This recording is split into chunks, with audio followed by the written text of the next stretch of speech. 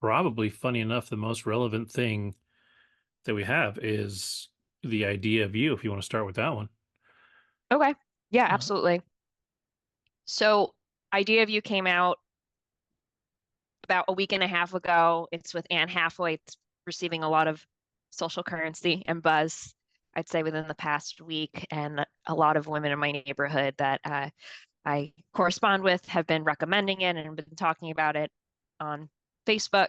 So I thought I'd give it a whirl, and I watched it, well, started watching it this afternoon, finished most of it, and it's about an art gallery owner who's in her late 30s. She turns 40 in the movie, and she's a single mother who unfortunately was divorced or got divorced a few years prior after her husband cheated on her. And she comes across and meets this young mid 20s pop star. And this guy is at an event, and she's there with her daughter, who is 16, 17 years old, and her friends. And she's almost like the chaperone for this event. And she ends up going to the bathroom and in his trailer accidentally, and that's how they cross paths. Hi, Hi.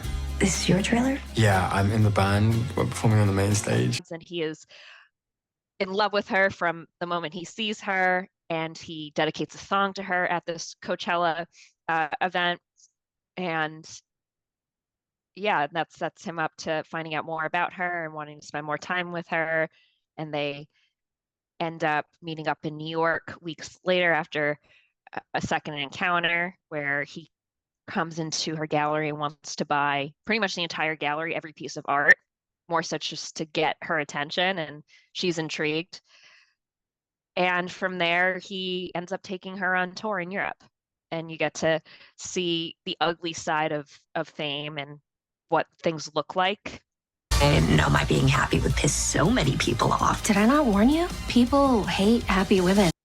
With just the paparazzi and the press from the media, and especially how people are so quick to judge this relationship, given that he's 24 and she's 40 years old, and how the dynamic affects the family as well. So it's interesting. I'm very particular, I think, when it comes to romance movies. It's very unlikely. So I think for me, I'm watching this, I was like, okay, super unlikely, fine, I'm going with it. But yeah, I mean, it has a lot of nice scenes where you get to see parts of Europe, you get to see California, where she's from, the art gallery. Is the acting the best? No, I love Anne Hathaway, but this isn't, a role where I'm like, oh, this is Oscar worthy by any means. But it was almost done. But with watching it, however, I can see the appeal with a lot of people, I'm sure, fantasizing about a celebrity, or in this case, this sure. celebrity or this pop star was infatuated by this older woman, and just how love can take many different forms. And if anything, it's, I think, a story about being able to trust people again after being brokenhearted. Yeah, it felt like from the trailers that it was a little more dramatic than just a rom-com. Yeah, I don't Um, find it very funny. okay. Yeah, and I wasn't sure. Like, it kind of, the whole plot of it and everything very definitely fits into, like a potential rom-com, but it definitely looked more dramatic to me than that. Um, Yeah, for sure. it's got a few actors I like in it. Besides I actually really like Anne Hathaway. Hmm. But Reed Scott from Veep Okay. plays a character named Daniel, and then Perry Matfeld, who only like I've only seen in a couple of things, but I like her. But she was in a show called In the Dark, I think is what it was called. It was a CW show, but she played a blind girl, Oh, and she had kind of a grumpy attitude. And it was the few episodes that I watched in the beginning were fun. I just never went back and watched it some more. Um, I thought there was somebody else that I saw, but maybe not. But yeah, probably the pop star Nicholas. I think it's I've pronounced heard his name a lot, Galitzine. but Galitzine. Galatzine, yeah. Yeah. I've heard his name. I don't know who he is. He's a British actor, and he actually was in Bottoms, and he's known for his singing capability, so it makes sense why he was Mm. casted in this role as Hayes, who's the hot pop star. But he's been in quite a bit. It's He's been in been 15 different things, and I've seen none of them. he was in, and it makes sense that this came out on Amazon. Maybe he's got a connection with Amazon. But in 2021, there was a new Cinderella Hmm. remix where he played Prince Charming, and Camila Cabello plays Cinderella. Oh, yeah, So yeah, I remember that. I remember that. yeah, That that did was pretty not good. do very well ratings wise. I liked it though. Uh, the music was, oh, it was so good because they bring contemporary music Mm. and they throw it into the Cinderella. But I actually really liked it. Anywho, yeah, he was good in this film, but it's interesting seeing him and Anne Hathaway. She's just so stunning, and even though like I think she is 40 now. I think It's at just least, I think she's actually a little older. maybe even older. Yeah, Yeah, 41. So 41. it's Okay. just funny because I feel like I've grown up watching her, and the first thing I saw her in was Princess Diaries when I was, I don't know, late elementary school. And, just now seeing her as a mom of a teenager Hmm. nonetheless, not even just a mom. So but she's aged so gracefully. And is that weird to say about a 40-year-old? Like, aged so gracefully. Yeah, funny. It's funny you say that because she was just on something. There's some list, and I don't know where it came from, but it was like 20 Hmm. actors who said they would never get Botox, and she's one of them. Really? Yeah, and a couple of them. One of the ones that was really adamant about it was Amelia Clark. Amelia Clark. Oh, okay. Um, she said her reason for it is that she feels like she needs to use her face to act, and if you use Botox, it like kind of hardens your face, like you can't Hmm. express the way that you would. And she didn't want to lose that, and she said it's unfortunate that so many people like feel like or told at 20 something that they have to start doing this. Yeah. And she was like, no, I'm not going to do that. She's like, and she was really positive about it. She said she's going to leave the door open. Like if the time comes when she thinks she needs to do it or she wants to do it or whatever, she'll think about it. But for the time being, for herself, she's against it.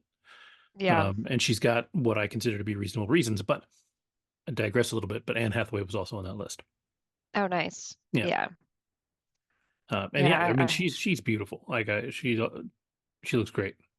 Yeah, for sure. And the movie was definitely, something that a lot of women were like, huh, go Cougars or, whatever it may be. I think it was, championing that, so often we see men in Hollywood. Hmm. Leo DiCaprio is the first one that comes to mind who's Yeah, dating someone significantly younger. I mean, he's got that a man, 19-year-old girlfriend now. yeah, it's like he's Yeah. got to cut off once there's a joke. There's several jokes like once you're in 26, you're getting retired. Yep. Yep. You have to retire your number. You got to Yep. bounce. Um, but yeah, no, it just kind of gives a shout out to, women that want to date younger and not just a little bit younger, but 10 to 15 years younger. So Yeah. good for her. And yeah, it was good. He's attractive. He's like also very young too. So I feel like, all right, he's like really young. But yeah, he did a good job with the performing of him just being on stage and us, thinking that he is a pop star Mhm. in this boy band. Well, I know it's based on a book, but I read somewhere it's loosely based on Harry Styles potentially. That sounds familiar to me too. Yeah. So I don't know how true that is, but I guess someone came up with this idea and had this fantasy of if they were to be in a relationship with a pop star much younger than them. I don't know the whole details, but it's an interesting concept. And yeah, it seems like it's getting a lot of social currency and buzz. And I had to see for myself what all the fuss is about. Yeah, I think it's interesting too because, a lot of times when you're older, that age gap, especially in the early 20s, like Right. one of the reasons that it usually doesn't work is at 25 you haven't experienced enough. You haven't experienced the things that you would experience at 40. But what is interesting about this story is if you think about a pop star that's been a pop star for a while, they've actually traveled a lot. They've seen the world, they've experienced Hmm. um they've experienced the business side of things that a lot of people don't experience for a long time. Like they get shafted by an agent that, like they actually experience a lot of life things that take longer for some other people to develop, trust issues. I'm sure like you have agents, family members, all these things that would come into play. So, Right. if to date somebody younger that's been through all that probably wouldn't be as awkward. Because to me, that's always the thing. It is that like you just wouldn't have anything in common. At some point, you'd be like, I've done so much more, and you can't Hmm. speak to these things. But maybe somebody that's been through all that can. Right. Yeah. So It's hard to say, but I mean, they showed the dynamic and such, and then how, and you mentioned that you knew Reed Scott. He plays her jerk of a ex-husband who ended up cheating on her th 2, 3 years prior to when the film takes place, or it's supposed to take place. So, he's just a crappy guy. And he plays that part really well. oh, he does play that part very Yeah. well, as the, oh, I'm the good dad, but it's like, dude, you cheated on your wife with your intern or assistant Yeah, he was a real at a law shit. firm. Yeah, he was a shit in Veep. He was a Is little he? better in The Marvelous Miss Maisel. Hmm. Which have you watched that? Have you seen Miss Maisel? I've seen a few episodes in the first season, and I really should probably watch it Yeah, it's really again. good. It's really good. Yeah, Especially the longer it goes, the better it gets. So, yeah, that's what I've heard. I definitely recommend that one. But yeah, I like him as an actor. Most of the time, his Hmm. characters are a little unsavory, but he's good at it. Yeah, So he's found his niche. yeah. All right. Well, since you watched Anne Hathaway, I will ride your coattails and talk about an Anne Hathaway film that I just watched, Perfect. where she's actually kind of the secondary character. Um, and the film is called Eileen, and it actually stars a girl named Thomasin McKenzie, who I wasn't familiar with. Um, she was in Last Night in Soho, which I still Yep. haven't watched. I really need to watch that. Jojo And Rabbit and Old. was she in Jojo Rabbit also? Wow. Yep. She plays the Jewish girl Yeah. that Scarlett Johansson's character is keeping in her home hidden. Okay. Okay. Yeah. And then she's in Old. She was the 16-year-old, which is funny Hmm. because she's older than that. Yep. But she plays young really well. She's slim, and she does weird really well. And so this film takes place in, I want to say, 80s. Okay. This doesn't say in the description, and I'm trying to remember what the cars look like. May have actually been even a little further back than that, It but says 1964 Massachusetts, a young okay. sec. Well, then there you Yeah. go. So yeah, it takes place a while back, and the only other Hmm. actor, actually, there's two actors that I recognize, but the main one was Shea Wiggum. He's been in tons of stuff. If you saw his face, you'd recognize him. Sure. And he plays her abusive alcoholic dad. And then the Mm, only other character that I recognize, her name is Siobhan Fallon Hogan. She's kind of a character actress, but she has a great scene in this movie that she's really great in. But the gist of it is this girl, she lives with her dad. He's an alcoholic, former cop. He got disgracefully kind of retired from the force, sure. and she had moved back to after her mom died, um, to just not take care of him, but just to kind of get things in order, get her life back in order while her dealing with the passing of her mom. And so she takes a job at the local prison as a secretary. And, it's obviously in a prison, especially in the 60s, it's mostly, men and boys. Men. Hmm. Um, and so, she's a little weird. Like there's a scene where, she fantasizes about one of the inmates because he seems like a nice boy and all that, but he also murdered his father. And, we don't know why. But yeah, she's awkward. She's a little nerdy, and she doesn't have any friends. Like this is her life. She goes to this prison. She fantasizes a lot. She daydreams a lot, and all this stuff. And then at some point, she meets or this new therapist shows up, new psychologist shows up to work with the inmates, and it's Anne Hathaway. Mm-hmm. And Anne Hathaway looks like, a 50s, 60s movie star. All of her clothes are really nice. She's got bright blonde hair. She's kind of everything that, um, a girl at that time would want to be, right? Mm-hmm. And so, um, they, uh, Anne Hathaway's character, whose name in the movie is Rebecca, um, kind of takes Eileen under her wing, and that she notices that she's awkward. She takes her out one night. They, kind of have a few drinks and they dance around, like they have a good time. Guys kind of hit on Rebecca, and she, hits him in the face. She's like, no. And then at the end of the night, she's like, that was really fun. We had a great night, whatever. And she leans in and she kisses her on the lips, not in like a super like heavy duty making out kind of way, but she kisses her on the lips and leaves. And so this girl that is, a little weird, missing something in her life, starts to kind of fantasize about their relationship, or at least idealize their relationship. Mm-hmm. So she starts trying to, meet her more often, and in her mind, they maybe have a future together and all this stuff. Mm-hmm.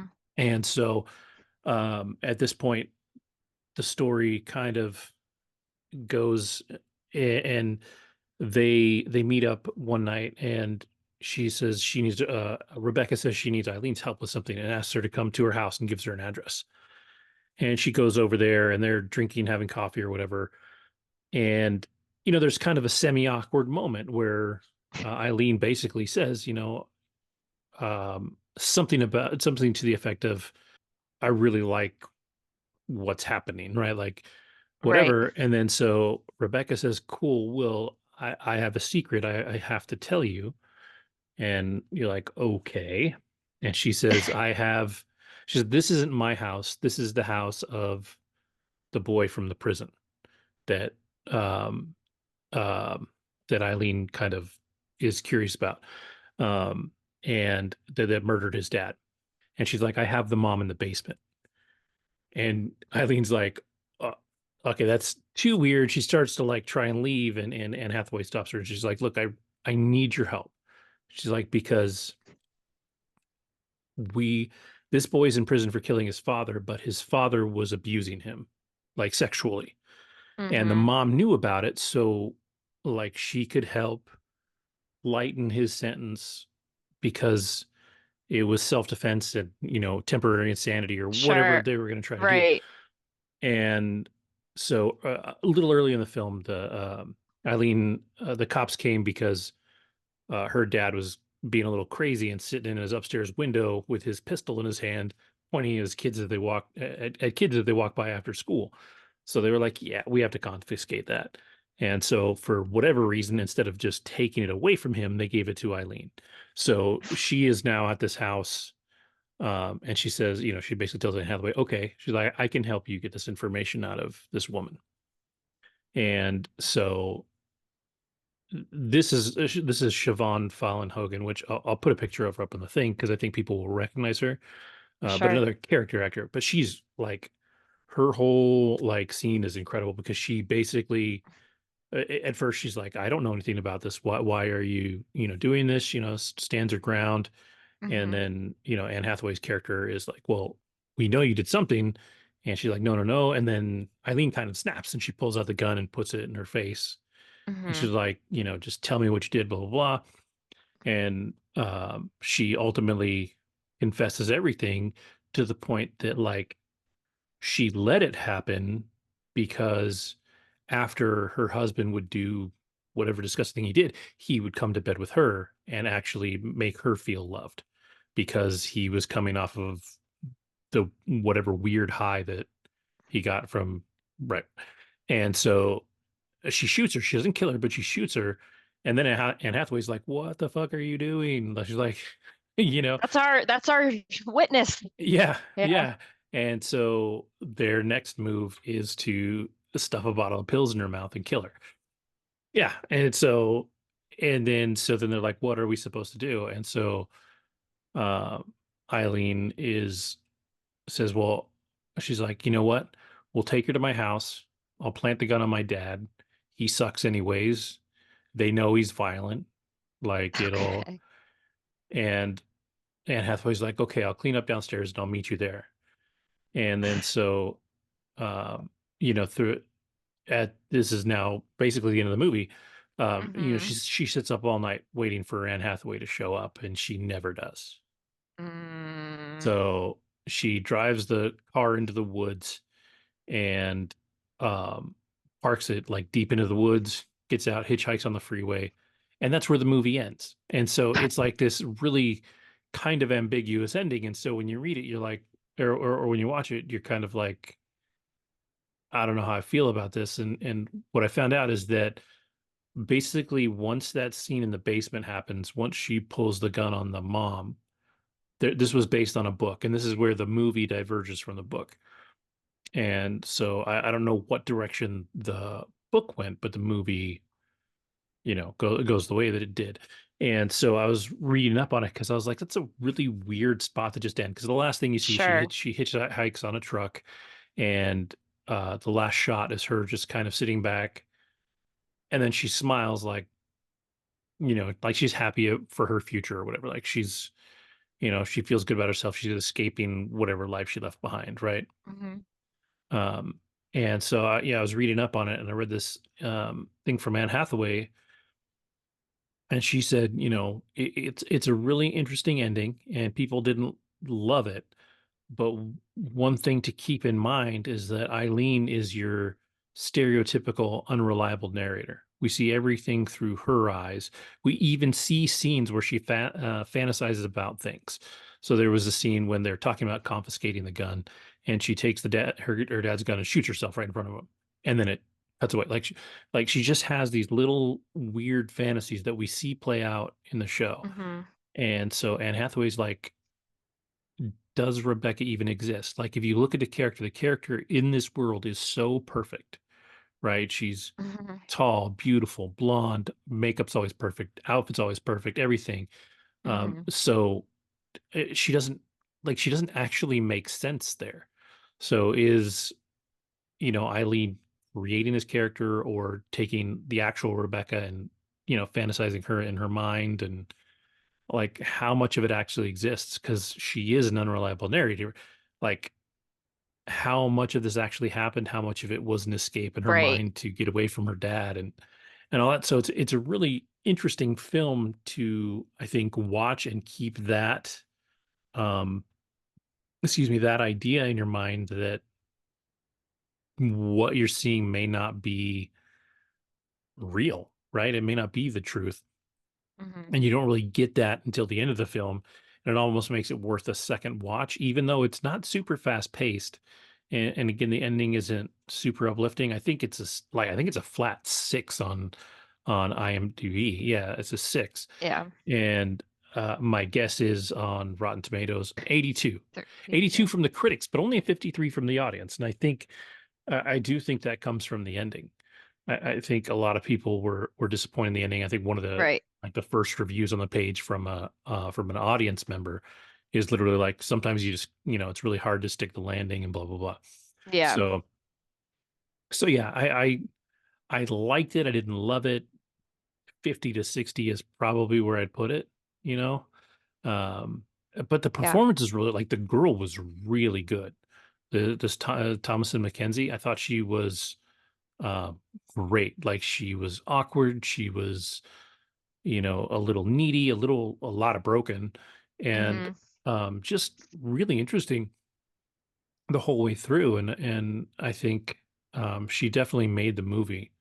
So it's a weird one, but if you don't mind a weird movie it's not horror. So I think it definitely falls into suspense and thriller more than anything.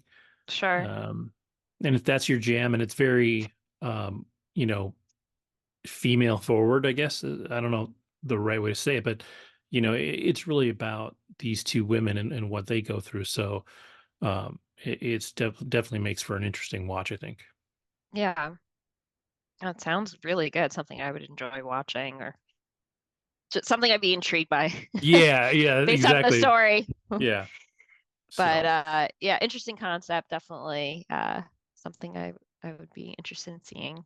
So cool. yeah. That's really great. Now it sounds like and good cast too. I've Mhm. liked pretty much everything that Thomason's been in, and Anne Hathaway is fantastic on her own. So Yeah. cool. Do you want to do a movie or do you want to do your play? So the play also will cover part of the movie if that's all right. Sure. Okay, so I have Exhibit A, Water for Elephants, the play. I won the Broadway lottery for this evening's show, and I got to go with my cousin, and we saw Water for Elephants, which came out in theaters in 2011. It stars Robert Pattinson, who plays Jacob Chakowski, who is the protagonist, and Reese Witherspoon, who plays Marlena. And it's about a veterinary student who just is in the middle of finals, and then all of a sudden he receives news that his parents have died in a tragic accident. And his dream was to become a veterinarian alongside his father, and they would have their business together. And unfortunately, after his parents pass, he has nothing, and he's the son of Polish immigrants. The government takes away their house. So at that point, he's thinking, well, I don't have much to do in my life. I'm just going to run away and find my own path. So he goes to the train tracks, and he one evening just jumps onto a train, and little does he know the train happens to be a train for a circus, a traveling circus that goes across the country and performs almost every day of the week. And he meets on this train some very interesting characters. He meets the clown, who is a small sized individual, and then some other circus performers. And he eventually makes his way, and they tell him, all right, you can stay on this train, because normally people that jump on trains, like, you get the boot, like, you can't just stay here and eat our food and get to receive room and board here. That's not how it works. So he said, all right, well, I guess give me a job to do anything, whatever you need. I just need to stay. And they're like, all right, for one day, we'll give you, food and somewhere to sleep, and you can um, scoop the animal shit, basically, for the animals. And people start picking up, like, he is not only very good with the animals, but he realizes how malnourished they are and the wrong type of food that they're being given. And keep in mind, it takes place during the Great Depression. So this is when resources were very low, and they really had to ration things, along with just not have the funds to get the best quality type of food for the animals, or even just for the workers in general. So he ends up meeting August, who is the owner, the face of Benzini Brothers, and happens to be the ringmaster of this circus. And he's played by Christoph Waltz in the actual movie. And he's married to Reese Witherspoon's character, Marlena, who is an aerialist. And she swings on the ropes, and she does the trapeze. And she initially is working with this beautiful white horse, I think called Silver Star, and Silver Star gets injured, and she notices that her one of her legs is really messed up, and Jacob checks her out, and he ends up at that point saying, like, hey, I'm a student, or was a student at Cornell Veterinary School, and I unfortunately didn't get to finish my finals, but I'm like this close to getting my veterinary degree. And August says, you're close enough to being a veterinary doctor here. So they end up like giving him the nickname, hey, Cornell, and that's where he went. And he says to them, hey, this horse is about to die. And August, at that point, since it's the Great Depression, the actual circus itself is not bringing in the money that it needs. It's not performing well at all. Seats are practically empty at every show, and they can barely feed their cast members, they're the workers, everyone involved with the show. So they end up, and Marlena and the horse are like the main act too, or one of the more popular acts. So hearing that this horse is really hurt is devastating because he's like, well, how are we going to make money now? And I don't have enough money to buy a new horse. So they end up stopping in Pennsylvania. They end up having to kill the horse because the horse is like on its last legs, like no pun intended. And at that point, once they kill the horse, they're like, all right, well, at our next step, we'll see what we have. And they stop off at this farm in Pennsylvania. And this guy is like, I don't have a horse, but I have an elephant. Her name is Rosie. And they're like, it's her or nothing, basically. And they're like, all right, we'll take Rosie, the elephant. And essentially, this elephant is like really rough around the edges and hard to train. And then one day, when August is, and keep in mind, August is the ringmaster, the owner, the face, we learn a lot about him, that he is abusive to his staff, to his wife. He is very evil and just a horrible person. And he starts hitting Rosie, the elephant, when she's not able to do tricks. And they literally were like to him, you need to teach this elephant to do and have a full performance with Marlena riding on the elephant within a week's time. And that's not realistic. That this elephant is basically taken from the wild. They find out that this elephant was from Poland. And just so happens that Jacob Jankowski is first generation American. His parents are Polish, so he actually speaks Polish. And one day when they're practicing, he says a Polish word, and he realizes that Rosie the elephant responds and understands Polish commands. So they're able to train Rosie to being a top act. And as a result, Rosie and Marlena build this beautiful bond together as, animal and performer. And the show starts really taking off, and they start making way more money and celebrating. And as this is happening, Jacob develops this very close relationship with Marlena, and they fall in love. And there is a scene in the movie where they're out at like a speakeasy, and keep in mind this is when like alcohol was forbidden and such. And there ends up being like a raid of the speakeasy, and everyone runs out of the speakeasy and they run in the same direction, and they're alone in like an alleyway, and they kiss. And at that point it's like, okay, clearly they have a secret love for each other. Eventually August, her husband, picks up on it, and he's enraged, wants to split them up. And they're pretty much put in this bind because Marlena doesn't have anything else. She left her family to be a part of the circus, and she has her husband, who is an abusive person. She feels imprisoned in this circus, and he is all she has. And then you've got Jacob, who's lost everything with his family, and they decide that they're going to run away together. So it's a really beautiful love story. The movie is great. The show, they made it into a musical. I'm very up and down when it comes to hearing that movies are made into musicals, because I've seen some really good ones and then I've seen some not so very good ones. So here is my critique of this Broadway show musical. I think that the set design was fantastic. They made you feel a part of a circus. The actual performers and cast were incredibly talented. You felt like you were in certain times, certain scenes and numbers in a Cirque du Soleil. They had not just traditional dancers, but they had people that were swinging on trapeze. They had individuals using rings and flipping in the air.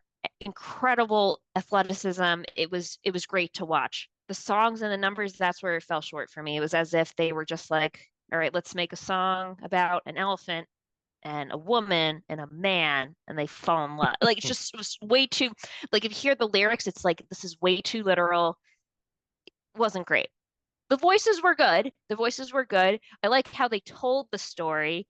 However, I just felt that I think it would have been fine as just a play itself. Like, why did we add music to this? It would have been perfect as I think just telling the story in play format. But I get why they wanted to make it a musical because musicals, in many cases, do bring in a lot more money sometimes. And there's historically, like when it comes to Broadway, that's what people often want to see. So that being said, I thought it was good. It wasn't great. The movie is a lot better. It's based on a book, which my cousin actually read, and she said it's a really good book. So yeah, I I really enjoy the movie. For those of you who haven't seen the movie, you should definitely watch it. It's one of the better romance movies. Reese Witherspoon's great.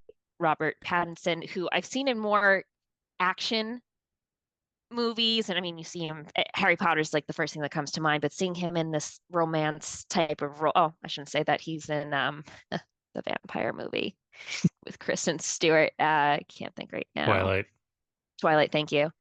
But I don't know. I just thought this was a very adult romance film, and I loved it. I thought it was really great, and I was excited to see it as a performance on Broadway. It was definitely entertaining for sure, and I appreciated the talent that was on stage. Even the person who played Marlena, she had a fantastic voice. She was in a show called Shucked, which I saw in 2023. And the guy who plays, and I didn't even know this, I guess he's sort of a big name, Grant Gustin, who plays The Flash. Robert. Yeah, he's played the Flash, but he's also in Glee. Yes. So he played Jacob Chakowski, the young version. They also had an old man playing, because in the movie, at the beginning, they have him show up to a circus, and he's like, "Let me tell you about my past," and going back in time. The way that they intertwined older Jacob and young Jacob, I thought on stage was so well done in this show. So that was really nice, and they even had the two of them singing together at certain cool. parts. It was a really nice overlap how they did that. But yeah, I think it's I don't know how long it will run. For all I know, it could run for a few years, or it could just be done after the season, be kaput by the end of 2024. Wasn't my favorite, but I did enjoy watching the story. I enjoyed having seen just really great talent when it comes to circus like tricks and stuff, and the whole audience was applauding like every time there were tricks going on.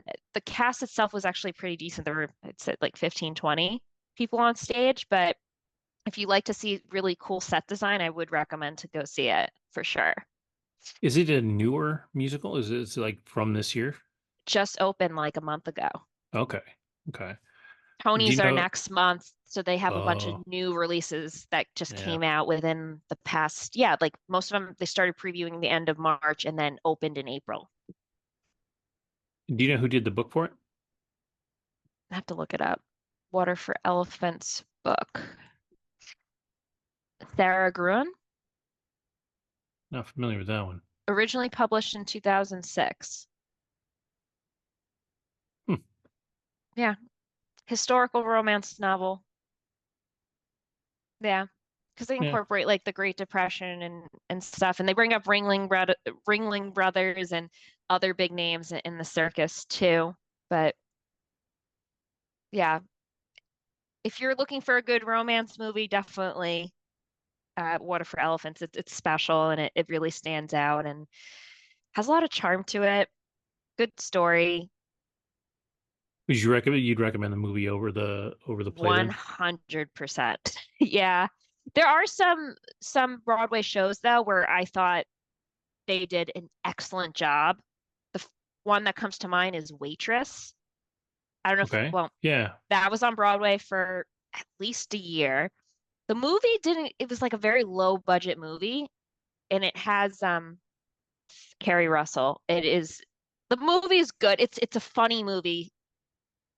And when they made it a Broadway show, I believe Sarah Bareilles was the one who Yes.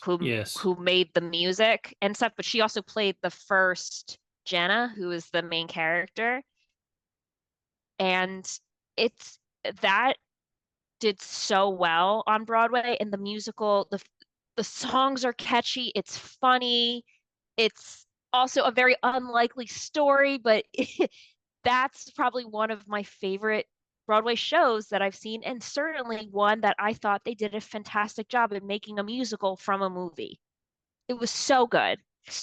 My cousin, actually, one of my cousins works in the Broadway industry, um, and she does the bartending behind the scenes and such.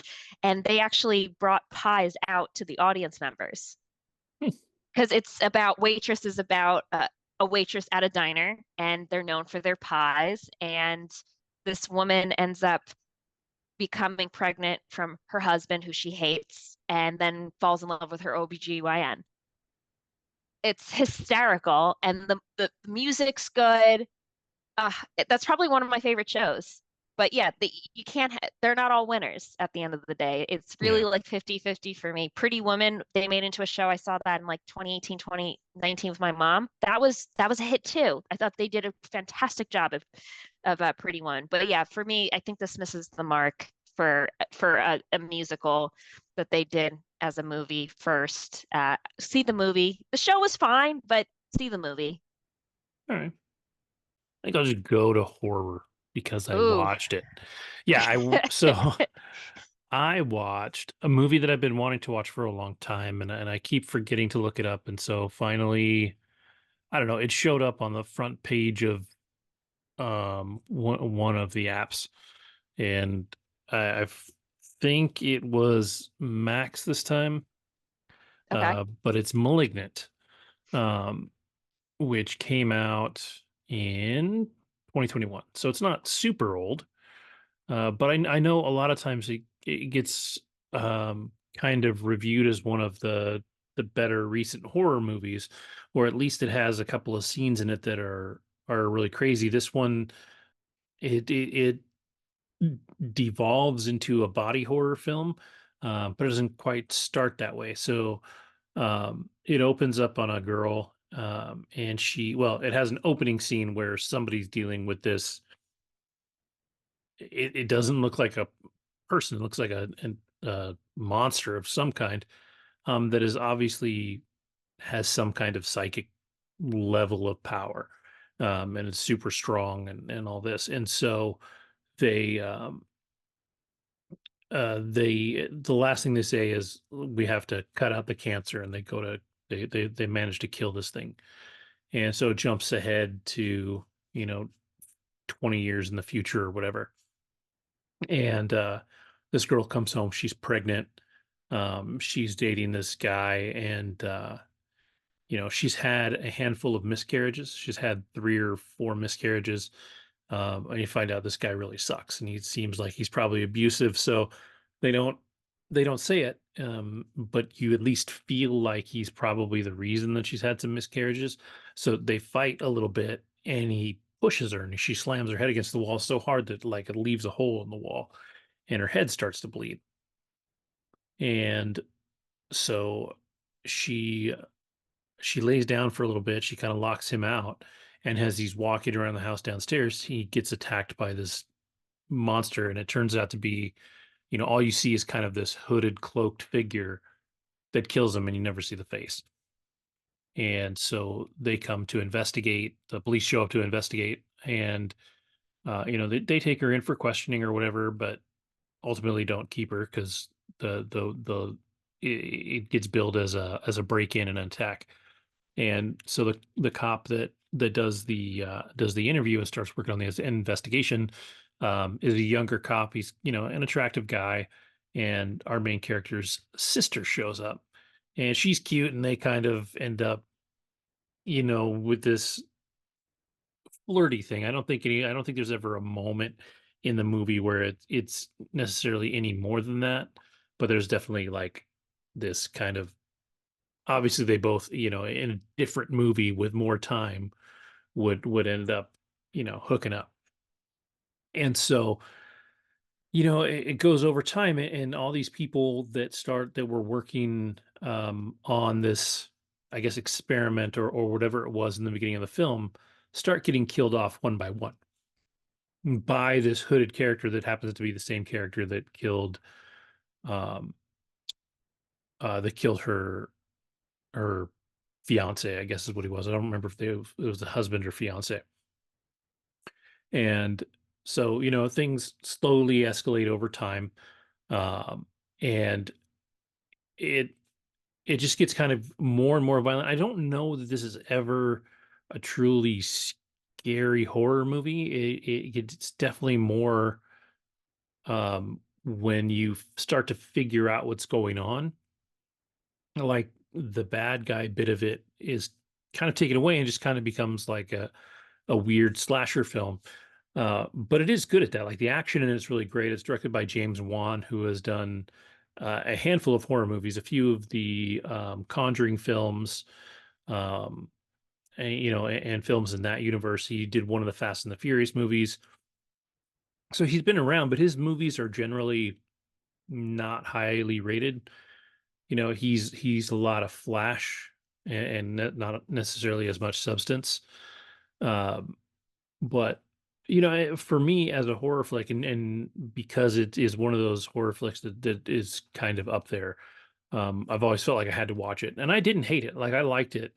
The ending was like the very ending of it was a little corny. The twist in the whole thing, and I'm just gonna spoil it so anybody can skip ahead a couple minutes if they want to. But like the twist in it is that at some point, when this girl, our main character, was in the womb, they were twins, and they ended up sort of being kind of conjoined twins. Um, but it was something more than that. Like I forget what the term for it was, but it's like they're not just conjoined, but they're like so tightly connected that they're even sharing like the brain, right? And so the the male twin was grotesque. Like he was attached to her and basically like fully attached to her body to the point where you almost couldn't see him. And so it's kind of just this gnarly face in the back of her head. But over the years, as they grew older, or as the girl grew older, the this Gabriel is kind of the evil side's name, and he starts trying to get her to do bad things, and he's evil and all this. So they effectively at some point cut him out, seal her up, and do everything. But when she hits her head in the beginning of the movie, that kind of wakes him up because he's like literally in the skull. So one of the corny things is that like when he takes over, the skull literally opens up and his face comes out. And then when he's done being a bad, monster thing, her skull actually closes and he's back in there. It's kind of dumb. Like there's a lot of little things like that are just dumb and silly. And you ought to be able to put together who's doing what.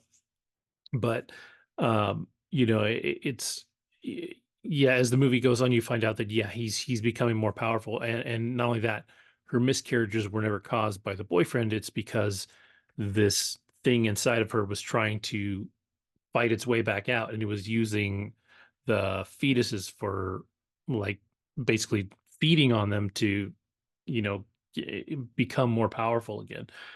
um and at the very end of the movie, you're at that moment where the monster's in charge and about to kill the sister that it's actually she's the main character was adopted, but she loves her adopted sister like a sister, like they're super close. And so the monster basically has a gun to her head, is about to kill her. And of course the girl takes over. She fights her way back, she's in charge. There's this whole scene where she kind of locks the evil entity in like this imaginary pen, and she's like, I have control now. I can do everything you can do, and blah blah blah. Super convenient. Just like, yeah, I'm in control now. I've got all the power. And locks the bad monster away, and comes and protects her sister and does all that. And like her sister's trapped in or something. And every time the monster's in control, the monster's like super strong and all this stuff.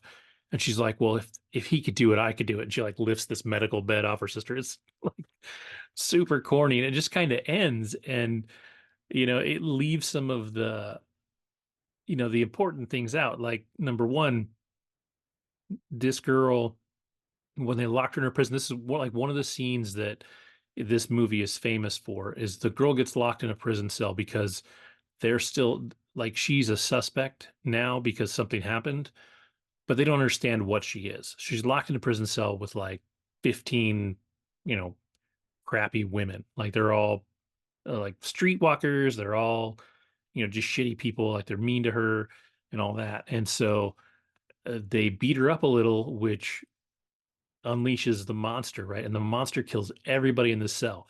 And the way the scene is choreographed, everything that happens in the scene is a cool bloody fight scene. Like, it's really great if you're a horror fan. And like I said, it's kind of the scene that the movie is really known for. But it's like so tough. So she kills all these people. She leaves. We get to the end of the movie. She saves her sister's life, and then it just kind of leaves it. And I'm like, like, from a legal standpoint, what happens next? If you get this girl and you've proven, however she did it, that she killed all these people, like, wouldn't she get locked up somewhere? Because even if she's in control now, there's no guarantee she's going to stay in control. It almost becomes like a multiple personality thing. Like, I'm like, there's a lot of convenience to this story that gets left, out in the wind. But it's fun. Like, it's a fun horror film.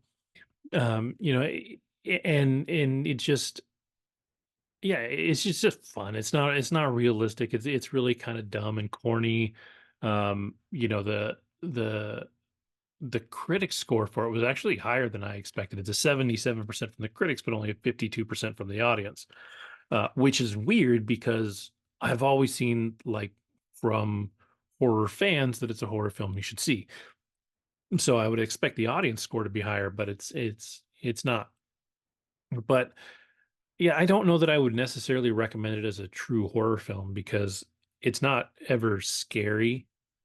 It's a little gross at times. Like I said, it's the body horror and this whole change in her to become this killer. But um, it's more of an action.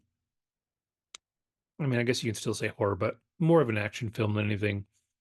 And like I said, it's fun. So if that's kind of your jam, it's a lot of fun. I'd say go watch it. If it's not, then you're probably going to hate it. So, and I can definitely see why anybody that's remotely, and it's weird, like, that's the other thing that makes it weird that the critics like it so much, because I mean, the plot of it is just so damn convenient. It's just like, look at this thing that happened, and it's total, just look the other way, you won't even notice this thing, and blah. And yeah, it as a horror film goes, it really could have been better. As a fun film, it was fine. So, anyways, I would say, watch it if it's your jam, but know that story wise, it can be a little bothersome. But I really liked all the characters, and I liked the work that they did. I thought the main girl, for the most part, was really good. The actress's name is Annabelle Wallace, which I thought I've heard, but I looked her up and I don't think I've seen her in anything. Her sister is Maddie Hassan, who I haven't seen. Like, most of the people in this film I haven't seen before. There's a couple of character actors that I've seen here and there, but for the most part, that's really it. And yeah, it's fun. So I'd say give it a watch. Like I said, if that's your jam, but otherwise, you can find, if you're looking for scary, you can definitely find scarier. So Nice. I'll probably skip that one. yeah. Cool. Well, I'm glad you sort of enjoyed it, or at least I did enjoy it. Like, yeah. I really did. It wasn't, Yeah. it's tricky because I wouldn't call it good. Like, it wasn't good, it wasn't great, but it was fun. So Yeah. there's a line to walk there. But yeah, At least it kept you watching to the for point where you're sure. like, all Like, right, I have to know why is she transforming the way she is, or what, like, who is this killer, at a certain point, or why is this happening? What are the origins of this creature? yeah, and that's true. Like, at some point I had to stop with like 30 minutes to go, and I really wanted to get back to it and finish it. So, I mean, that says something too. It wasn't like I was at 30-minute mark and like, ah, screw it. I know it's going to happen, and Sure. fine, which is true. I did know it was going to happen, but I still Hmm. wanted to see the rest of it. So that says something too. Yeah, for sure. That makes sense. Perfect. Did you want me to go next or? Yeah, go ahead. Okay. Ooh, which one should I? Because I have two things that I'm gonna plug. So I guess going with the theme, there's an actress by the name of Rachel Sennott, or Sennott. Sennott? Let's go Sennott. And I watched the film. Let's start with Bottoms first. All right. Bottoms, which was recommended on Amazon Prime, which came out a couple months ago. It Mhm. says 2023, so I'm assuming it was at the end of the year it came out, but it was recommended on Amazon Prime for me to watch. And I already knew that it was about lesbians, but I didn't know like lesbians in high school, but what it entailed, I wasn't sure. So it's like, all right, let me give it a watch. It's about these two women, Rachel Snott's character who plays PJ, and then Ao Adi, the one who's in The Bear, Ao Adibri. Yeah, yeah. Yeah, she's in a lot of stuff now. Yeah, And she's they're blowing like, up right now. she's blowing up for sure. And they're two best friends who both happen to be gay, and they're pretty much in high school and they're trying to figure out, all right, how do we have our first like sexual experiences as lesbians with women that we're attracted to? So they come up with this plan to have this or build almost like this fight club Mhm. to bring attention to have more women join, and they position it as a safe haven and place and club for us to defend ourselves against men. But really what they're trying to do is like sleep with like the most beautiful women in the school, and both of them are attracted to cheerleaders. One of the cheerleaders is played by Kaya Gerber, who's the daughter of Cindy Crawford. And then the other one, I didn't recognize her before, but Havana Rose Liu. And their whole intent of forming this all girls fight club is to lose their virginities to beautiful women in school. And by this, it's causing like a huge rivalry among the women versus the men, in particular, these men who are on the football team because they are the ones who are interested or already dating the cheerleaders. And one of the main football players is Nicholas Galitzine, who was in Coming Full Circle right now, Mhm. The Idea of You. So he's obviously blowing up as well. So throughout the movie, they're punching each other in the face. It's like it's like self-defense to another level because they're really like hurting each other. There's bruises, there's bleeding and stuff. And over time, the main two characters each are in positions. One of them actually ends up hooking up with one of the cheerleaders who the cheerleader falls for her. And then they find out sort of like mid and midway through the movie that, oh, this was only set up to hook up with women, not as like, yeah, this is truly just a front to hook up with women. This isn't a female empowerment group of any means. They don't care about defending women. They just want to hook up. And of course, the cheerleaders are pissed off. They actually thought that they formed true friendships, and this creates like a rivalry among the women. And then also the football players were like, yeah, see, we told you shouldn't be going to this group. It's such BS and such. So yeah, I thought the movie was a bit, I don't say lame, but I just thought it was a little too much for love or to find and lose your virginity. It's sort of like, with like super bad, with like, we're gonna steal beer Yeah, yeah. to hook up. It's just it's lame. It's stupid comedy. I didn't like it. I was like, all right, I'll watch it. I'll go with it because there are, some comedies with like a silly premise, but it ends up being really good. This was not one of them. I was not a fan of it. I know it did well. It got a 90% on Rotten Tomatoes, and I'm curious if that's the critics or the audience. That was the critics, but the audience was 89, so Yeah, basically the so it's same. close. Yeah, Yeah. basically the same. And I know like a lot of this stuff is like very topical and it's hot, but I didn't like it. I just thought it was too corny and unlikely. And I mean, these are talented actors too, so I I thought it was going to be much better, but maybe this is not my type of movie, perhaps. But I thought it was worth watching, since it got so much buzz when it came out.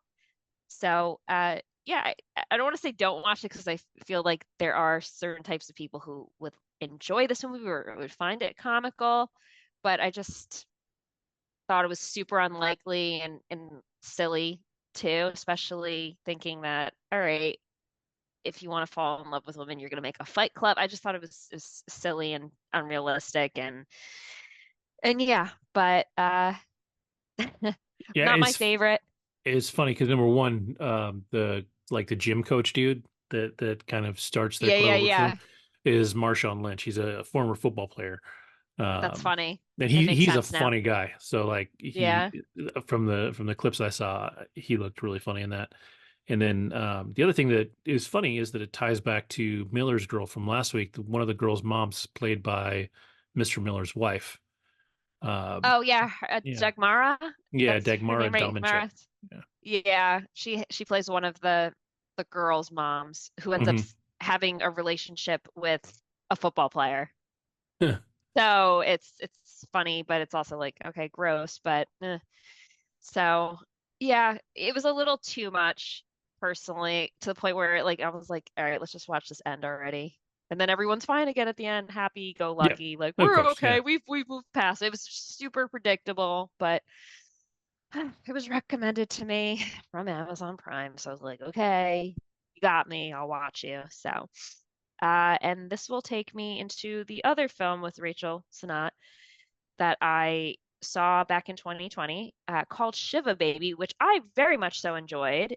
So my father recommended it to me after he watched it on HBO, and she plays the protagonist again, Rachel Sennott, and she plays a girl named Danielle, a Jewish woman who is at the end of her college career, so finishing up college soon after, or right before finals in her senior year. In the beginning scene, she's having sex with a man who is at least 10, 15 years older than her. And she's calling him daddy and stuff, and they're hooking up in like his like really fancy apartment. And she lies to him and says, yeah, I'm, trying to be a businesswoman and get into law school. And this guy is giving her money to hook up with her every time. And he thinks like he's funding her future when it's really like, no, dude, like she just wants to hook up with you. And I think she just crafted the story to see him regularly. So that's the beginning of this film, like them hooking up and him, like when can I see you next, etc. And then she gets a call from her mom. She's like, "Oh, you have to show up for the Shiva for a family friend or someone who passed away." So it's hysterical because she shows up, first of all, very late, and she doesn't even show up to the funeral. She shows up to, as they call it, the after party. And those of you who are not Jewish or are not familiar with Shivas, it's essentially the gathering after a funeral, and sometimes they'll sit a couple of days or right after the funeral. But you go to the home of a family member of the deceased and you pay your respects. There's often food there, and it's very solemn, but it's a way of you just remembering the person who died and paying your condolences. So Rachel Sennott's character Danielle shows up. She's late. Her parents show up separately, and she shows up and she says to her mom and dad, who died again, as they're like on their way into the house, which is just like, okay, this is really a great start. And as they get there, her parents are very, very Jewish, and they're, of course, just and being a woman who is Jewish, it's very funny because so much of what they're talking about is so relatable to like what goes on at a Shiva, and B, just her parents' mannerisms. It's like, or have a family member who talks like them, or just like one of the Yiddish words that I thought of, like kibitz, which means is to like talk and gossip and Hmm. about different things. So they're talking um as they're walking through, and of course, who shows up at this Shiva is her girlfriend. So you find out that this girl is bisexual, the main character Danielle, and her girlfriend Maya, or ex-girlfriend, shall I say, is also at the Shiva, and she's a very successful law student or about to go into law school. And Danielle is a gender studies major, which, her parents are like, what does that even mean? Like, what type of career is that? And they're really pressuring her to like just go on interviews and like, do you know what you want to do? And one thing within, and this is like maybe, no, I'll just give my opinion. Within the Jewish community, status is everything, and just people pry where they shouldn't pry. So throughout the film, you see individuals that are hugging, saying hello, and of course asking questions. Do you have a boyfriend? Oh, do you have a job lined up? What did you study? Just like people being nosy and asking a lot of questions. And Danielle, I think feels very insecure based on everything that goes on. So as she's at the Shiva, she's sort of trying to avoid her ex-girlfriend who they have a long history together, and she's getting food. And then who shows up to the Shiva? Sugar daddy, who she was hooking up with at the beginning of the film. So of course your jaw drops and you're like, oh shoot, like this is such inconvenient timing. And it just so happens that the sugar daddy used to work for her father. And they come to find out, and of course he's, astonished too that she's there. And they're like, how do you guys know each other? Because as soon as their eyes meet, they're, the parents can tell, like, oh, you already know each other. And she's like, yeah, from Temple. And they're like, Danielle, you don't go to Temple. And she's like, I do, for, just complete lies. And then his wife comes in with a baby, and she had no idea that this man was married and that he has a kid. So it's just like all hell breaks loose, and it's hysterical. And she's put in this awkward situation. And she's pretty much like at a breaking point because she's got her ex-girlfriend there, the guy that she's been getting money with. She's been exposed for not being a true student who's trying to get into business school or law school. Like, she has lied to this guy, and everything's just coming to the surface, and she's just super embarrassed and anxious and put in a situation where she's like, everyone's catching me in all these lies and I'm a complete imposter. And you realize like she doesn't know what she wants, and that's okay to not know. Like, it's okay to graduate college and not know what you want. And I think this movie is a perfect example of that. You don't have to have all the answers. So, and she gets closer to the ex-girlfriend who comforts her and can tell that she's distressed. And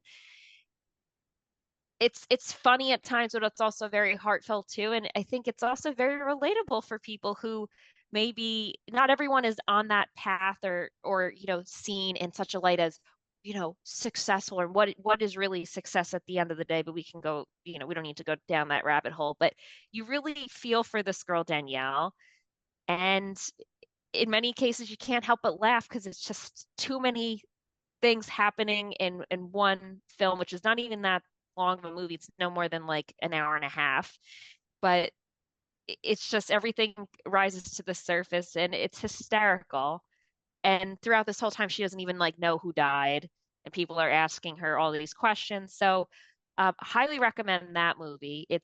That one's great. That got a 97 on Rotten Tomatoes, Shiva Baby, and I want to see the breakdown from audience. 97 from the critics and then 77 from the audience. Yeah. But she did a fantastic job because it cannot be easy playing this woman when she's in such a awkward position like that and trying to keep her cool. And then even at the end, she like completely breaks and is pissed off. But she never exposes to like the family or to the wife that she's been sleeping with this man. But you can tell she's just very broken in many ways. Yeah, it's a good like little cast. It's not a big cast, but it's got a few names in there. The girl that plays Maya, she's in The Bear. Oh, If okay. you've watched that, she's good in that. She was in something else too. I saw her listed. Oh, she was in Theater Camp. Did you watch that one? I'm not. That was an interesting one with Evan Hansen, Oh, and Ben Platt. Platt. Yeah, Cool. it was weird. I didn't like it as much as most people did. Mhm. But it wasn't bad. But yeah, she's kind of on the rise too. So we'll see where her career goes. But she's good in The Bear. She's kind of almost the antithesis of all the characters in The Bear, who are all a mess. But she's like this grounded kind of normal, sane person in all Yeah. this. But if you haven't watched The Bear, you should definitely watch The Bear. Yeah, it's on my Andrew list. finally finished it this week, so hopefully he'll talk about that a little bit next week. Okay. When supposedly he'll be back. I don't know if I trust this guy anymore, but says he'll be back next week. So, but yeah, the Bear, I've been trying to get him to watch it for a long time, so it's really good. Nice. Um, if you're up to the challenge, you can try and binge it. It's only 2 seasons, and there are only 6 or 8 episodes. Interesting. But it's Okay. good. Like it'll get you. It'll It pull you won a in real bunch of fast. awards, I know. Yeah, yeah. Yeah. The only problem that I have with the awards that it won is I feel they're a little shady because it's somehow in the comedy category, and I don't consider it a comedy. It is definitely a drama to me. Interesting. Um, but they get into the drama category, so more power Yeah. to them, I guess. Um, but yeah, You mean the comedy category? sorry, yeah, in the comedy category, Gotcha. it should definitely be a drama. But like everybody that's in it, Ayo Edebiri, Yeah, I would agree. Jeremy Allen White, They're um, all good. they're Yeah. incredible. Eben Moss Bacharach is phenomenal and gets better as the show goes. Awesome. There's an episode, their Thanksgiving episode has Jamie Lee Curtis, um, John Bernthal, and it's just like it's an absolutely crazy episode. So it's just it's so good. It really is so good. So Nice. I recommend that to anybody. But Yeah. yeah, anyways, back to the girl. Like she's definitely on the rise. I think she's gonna do more and more work. I don't see anything currently pending for her, but she's playing a big role in the Lakers TV series, which is on cinema on sorry HBO Max, I believe. The Winning Time: The Rise of the Lakers Dynasty. Oh, cool. Um, she's in 17 episodes of that, so that's probably what she's spending the most of her time in right now. Um, but yeah, Nice. Yeah, she's very talented. Andrew had me watch well, he recommended Bodies, Bodies, Bodies, and she was in oh yeah, that. I watched that a couple of months ago, and she plays kind of a dimwit in the film. Um, she's a comedian. Like she's really good hmm at playing these comical roles, but I feel like Shiva Baby in general, it's serious, but it's also pretty comical too. I thought it was so well written and relatable in many ways, but also just super unlikely in terms of just the series of events and the people that show up and the situation that she's put in. But if you want to watch something very entertaining, I don't think you can go wrong with Shiva Baby. My parents both watched it. I watched it. We both, all of us enjoyed it. yeah. It sounds fun. I might actually have to check it out. It's fun. Yeah, it's definitely fun and very cringy at times too, because you're like, oh my God, is she gonna like reveal? And she almost does reveal several times what's going on. And it's like starts off awkward with the ex-girlfriend, but it gets even more awkward when Sugar Daddy, I'm calling him Sugar Daddy, but yeah, Sugar Daddy shows up and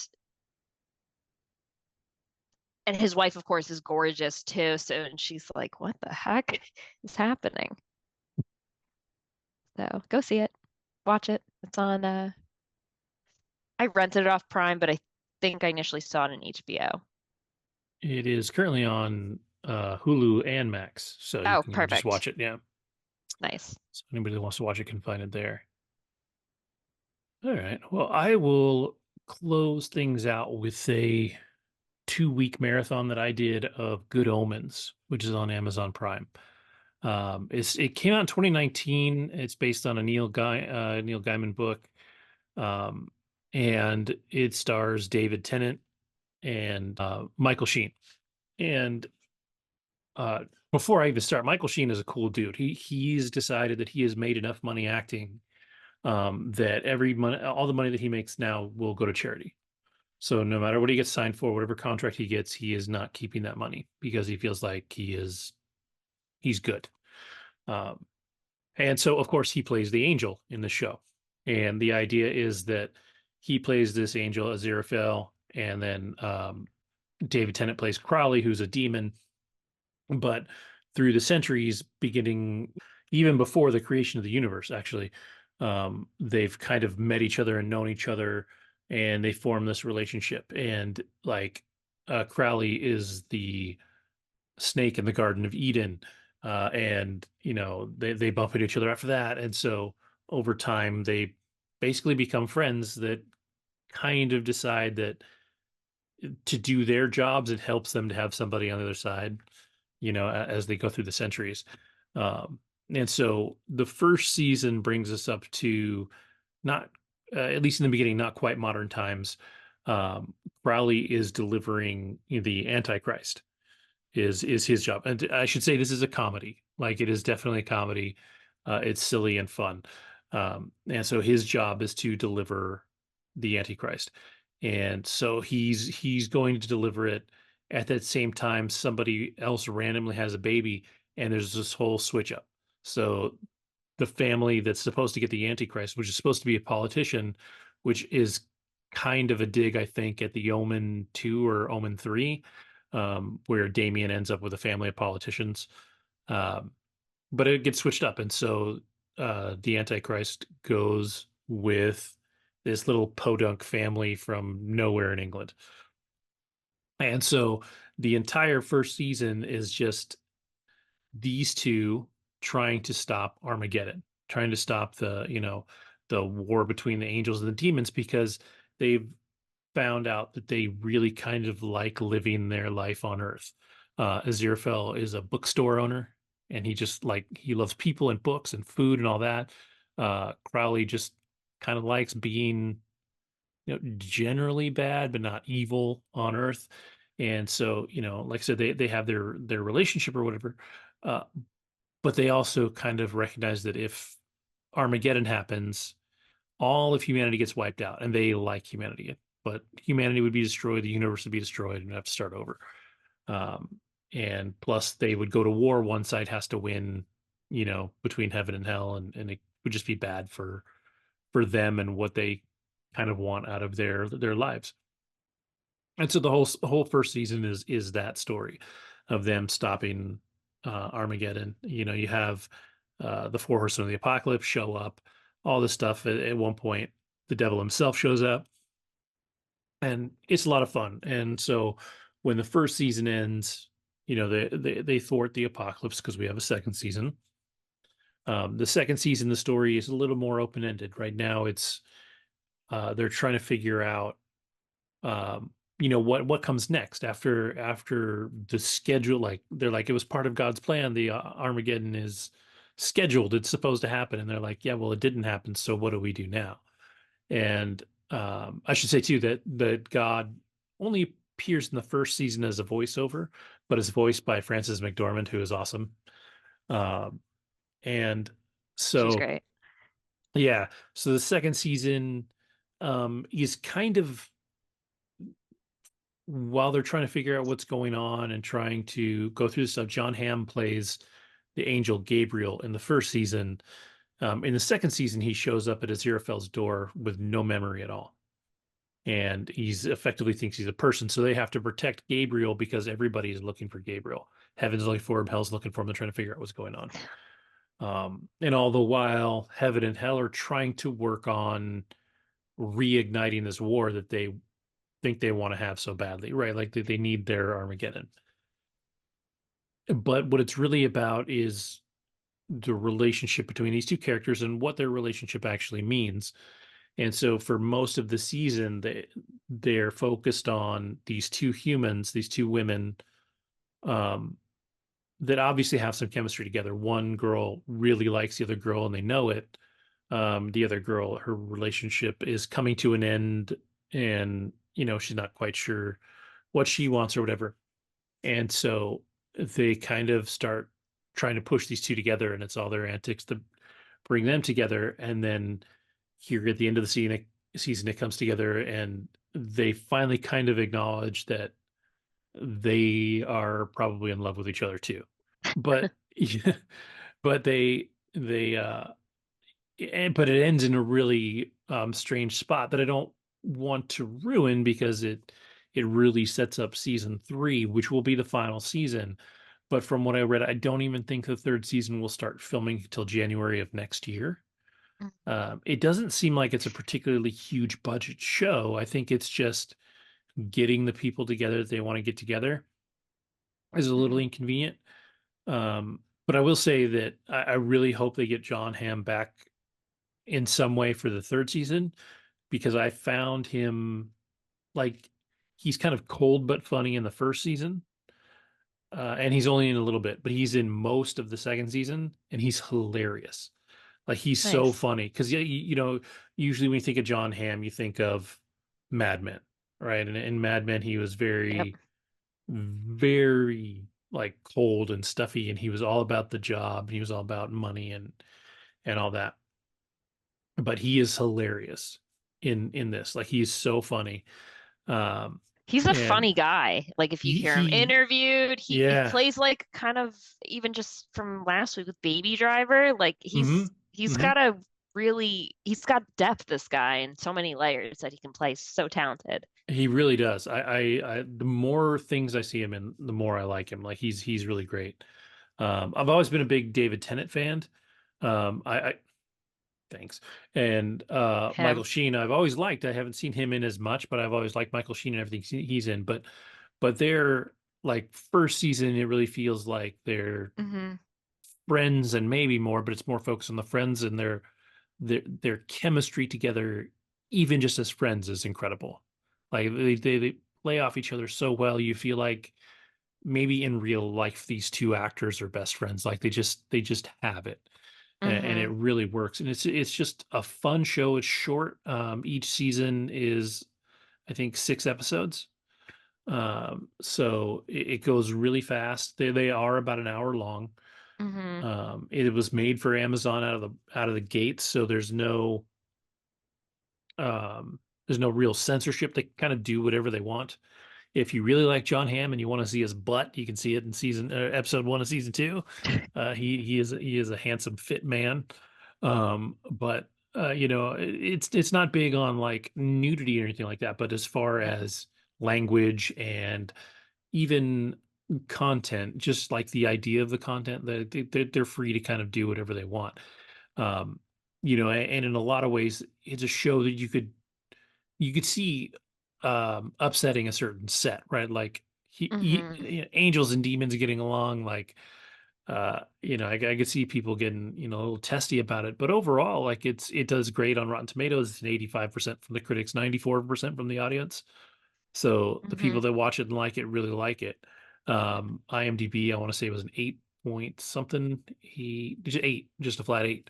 Um, Hmm. and, like, to me, the only downside to it is that you're going to have to wait a while for season 3. Um, I had always wanted to watch it. I'm actually, I almost wish I'd waited until season 3 came out, just because I could have watched it kind of all at once and taken it all in. Because now I have to wait for season 3 for Right. a year and a half, 2 years. Um, but it's really fantastic. Like, this is, like, of all the things that I've watched this week, and maybe even recently, I would probably recommend this more than anything. It's fun, but it's not stupid. Hmm. Um, that the interaction between everyone, whichever angel you're taking, whichever demon you're taking, whatever, is always fun. I did think the first season was a little stronger than the second season. Um, but at the same time, like, what this season is building is also really great. It's based on a book, and I'm really kind of inclined now to go out and find the book and read it and see, what happens in that book.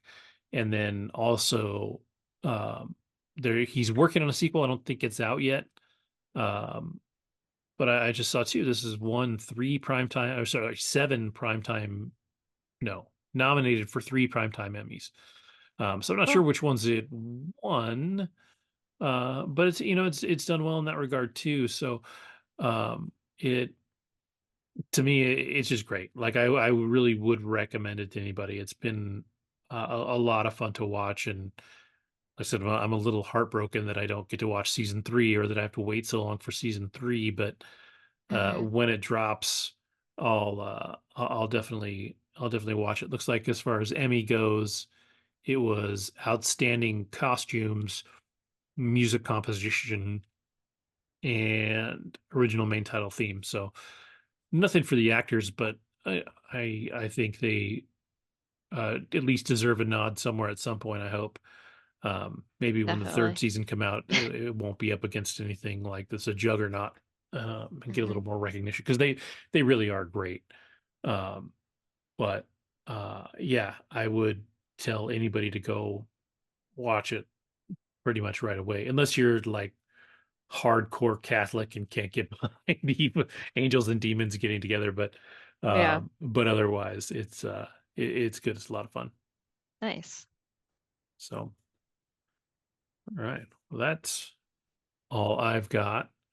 I I think for next week, if I can make it work, I might actually rent what is it, the one that just came out with Henry Cavill, is it the Ministry of Ungentlemanly Warfare, is available. There's a handful of movies, actually. There's 3 or 4 of them that just came available for rent or purchase, but they're not cheap. They're like $20 right now for even for rent. Oh man. But Abigail just came out. The Ungentlemanly Warfare just came out. I want to say there was one more that actually looked pretty good. So um, I'm excited for at least Abigail and Ungentlemanly Warfare, but if I'm not sure if I'm going to spend the money on them yet or not. I might wait till they're a little less expensive. Um, but I do want to see both of those, so I may see one of those before next week. It just depends on how things go. Um, Andrew should be back next week, so he'll talk about the Bear. I need to finish Shogun. I've still kind of held off on that, but apparently, uh, when they made Shogun, they had no intention of doing it a second season. It was going to be one season based on the original book, tell that One whole and done. story and be done. And it did so well that they are actually signing up for a second season. So I think Nice. the main actor, um, I think it's Hiroyuki Sonoda is his name. If I might be wrong on that, but he Mhm. was the guy that when they signed him, they wanted him real bad, and he said, "Fine, you can have me, but this whole thing will be in Japanese." Like Mm, he wanted it to be authentic as authentic could be, and so he is the first one apparently to sign on for season 2. So whatever they're doing, he's really on board for. So I'm really nice. curious about that. Hopefully, we'll finish that. If you've got a lot of time in your schedule, you can try and watch that. But it is a long. I think it's 8 episodes. It might even be 10 episodes, and they're an hour long. But it's heavy duty, but it's good. But you can't. It's not a background show. It's not a show you can do while you're doing anything else because unless you speak Japanese, you have to watch a whole bunch of subtitles. So, Yeah. um, but it's really solid. And then I don't know. We'll see what else is out there. I've been watching the one I talked about really briefly last week, um, whose name I can't remember at the moment, but the kind of true crime show with Riley Keough, and that's been pretty good. That one's on Hulu, I Mhm. think. Um, so hopefully, I don't think I'll finish that. I think it's got a few more episodes to go. Under the Bridge, that's what it's called. That's right. And that one's been really good. Um, Nice. and and yeah, so we'll see what we finish next week. I don't know if you've got any big plans this week for anything to watch. Uh, Last episode for A Gentleman in Moscow Okay. comes out on Friday, and I'm really liking that show. It's very good. Yeah, I just, I like him a lot. Ewan McGregor, yeah, Yeah. that that series is really good. And I feel like because it's on Showtime, unfortunately, I don't think it's getting like the notoriety that it deserves, but it's keeping me entertained. I feel like it's getting better with each episode too. So Oh, that's cool. How many total yeah. episodes was there in that? 8, so eighth Is it episode 8 comes episodes? out Okay. next. That's what it said on Google. So 7 came out um yesterday and I watched that. And then 8th episode and yeah. So and it's cool because it includes a lot of periods. Well, it's like 30, 40 years of Russian history. And then new guests are appearing in the hotel. And I mean, this guy's on house arrest, but I binged like the first like 3 or 4. And then each week I've been watching on Friday the new episode that comes out. But yeah, so far I think it's like the best thing I've seen in the past like month or two. It's keeping me entertained and it's a good story too. Does this season tell the entirety of the book? Like, is this a one-off kind of thing? I assume it is because it's Ewan McGregor. Yeah, But I didn't read the book, but I guess it's based on just everything that's in the book itself. They split it into 8 episodes. mm, So, and they show it like throughout time while he's there because it starts in 1921, I believe. And then, I mean, the last episode I just watched was early 1950s, and oh wow.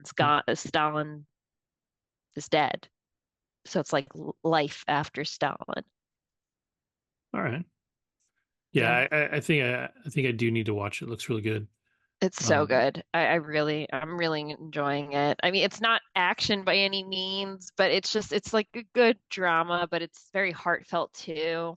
And he's just so likable, the character mm. that he plays, Count Alexander Rostov. He's just such a nice guy who just happened to be a very rich man, and the government's just like, all right, well, because you're part of this aristocracy, and we're like, screw the aristocracy, and overthrows everything like during the Russian Revolution. He's just put in this like predicament, but it's also the last episode he made a I don't know if I can find the quote, but I'll just paraphrase it. It's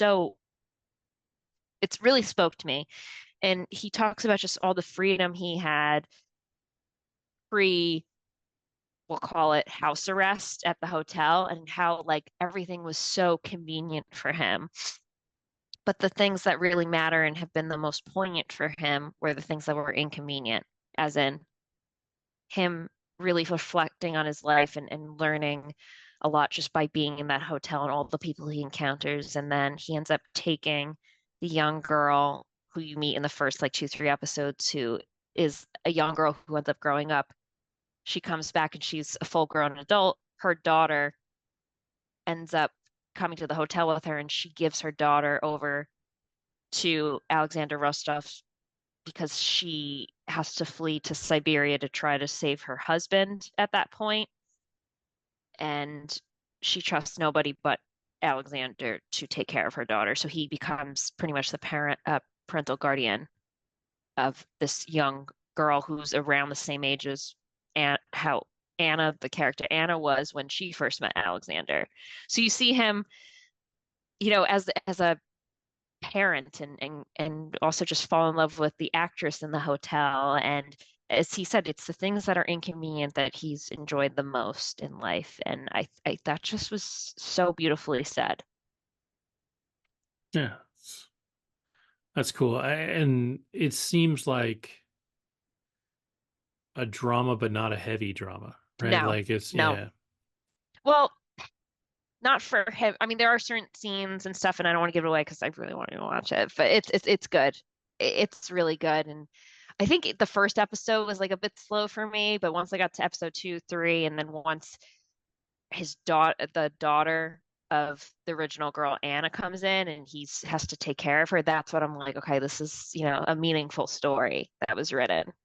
Because you seeing him through history and kind of shed his layers of being an aristocrat and becoming, a real human. But yet, even though there's so much turmoil politically going on outside of this hotel, he's kind of unaware and just not jaded by what's going on outside and what's going on historically. He's living in this grandeur as pretty much someone who is a part of the hotel. It's almost like he is a fixture in the hotel because he can't leave.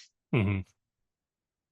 and how he's such a positive influence on those in the hotel too. He's just a happy guy, very cultured, and he creates some very close bonds with the people that work in the hotel, and even the man who is a part of, I shouldn't say even the government, but the regime after the aristocracy is, taken care of during the revolution. Like this, supposedly evil man, he gets close to him too.